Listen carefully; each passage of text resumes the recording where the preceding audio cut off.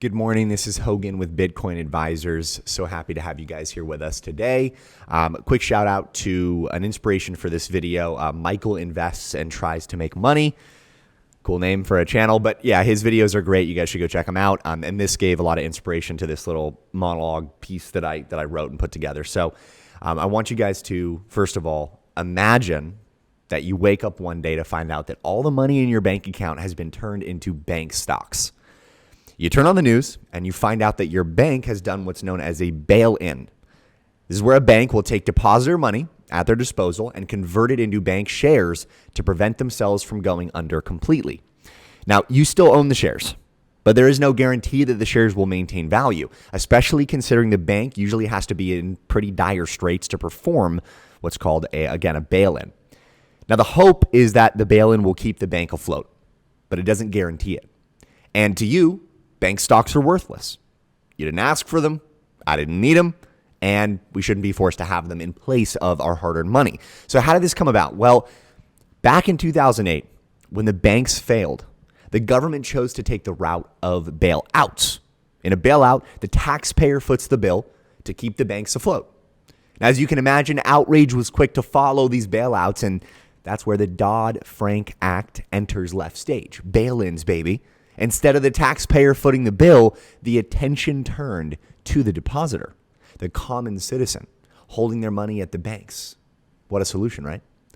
Now, this is where you might say, hey, I'm insured by the FDIC on my account up to $250,000. I'm good.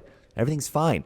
The problem is the FDIC only has between $100 to $200 billion to insure with. Now, how much money is held by the depositors in the United States of America? Well, it's got to be near, 100 to 200 billion, right? So the FDIC can cover that money. Well, no, not even close. The total is roughly $18 trillion in all commercial U.S. banks.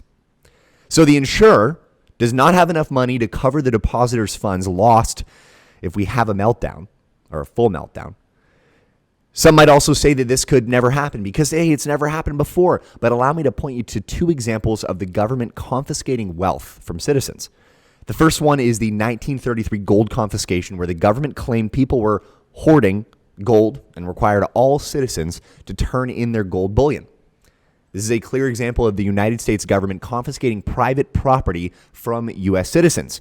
The second example, far more recent, and is an actual example of a bail-in, though not in the United States. In 2012 to 2013, the Republic of Cyprus faced an economic crisis due to the failure of Cypriot banks, which led to the use of these bail-ins.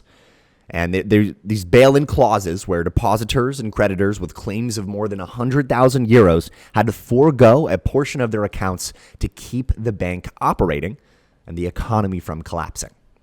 The move took the potential burden of a bailout off of the taxpayers of Cyprus and led to the large creditors and depositors losing some of their share of the funds. So what is the solution, you may ask?